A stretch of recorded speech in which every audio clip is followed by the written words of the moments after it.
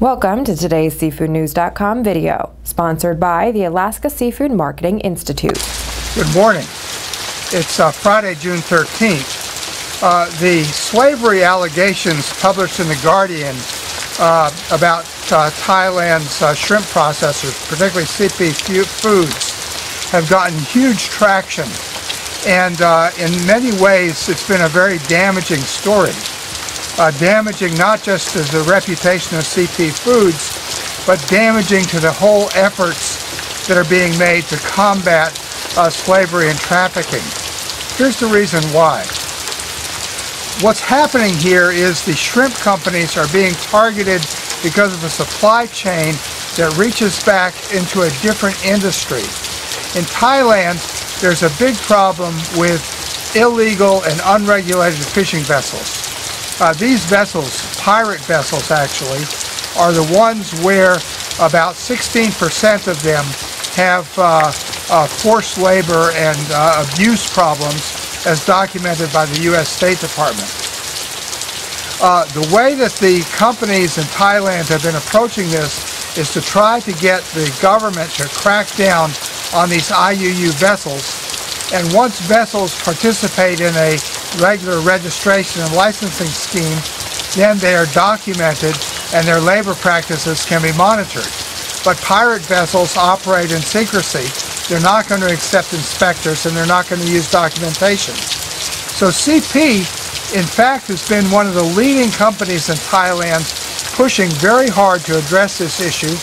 They've been one of the driving forces working to get a fishery improvement project going with WWF and SFP at a cost of about $500,000, which is designed to address the issue of pirate and IUU fishing in the Gulf of Thailand and the Andaman Sea.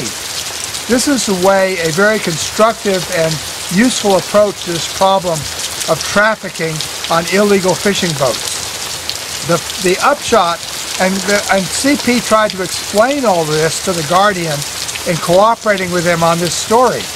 But instead of going with the issue that this is a complex problem, that steps are being taken to manage it, and here are some of the most effective steps, The Guardian sensationalized it by saying to CP's customers in Europe, your producer, Charoen Pokphand Food, is using slave labor to produce shrimp.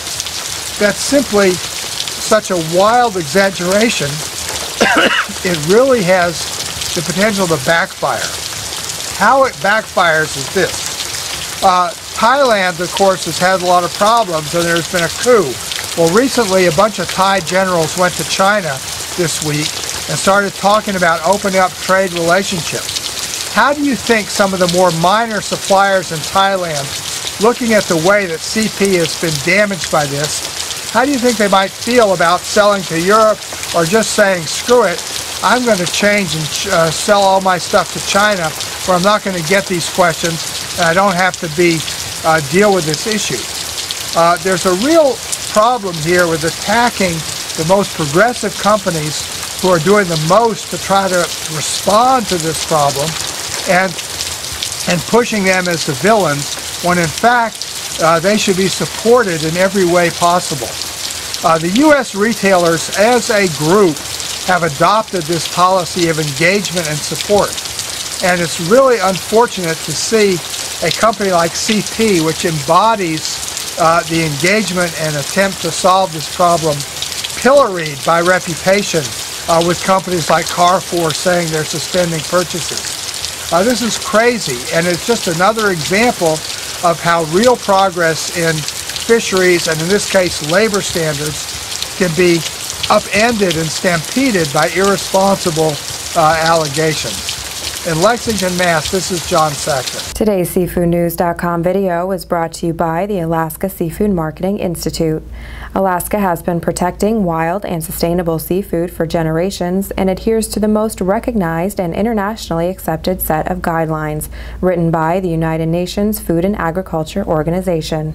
For recipes and additional information, visit wildalaskaflavor.com.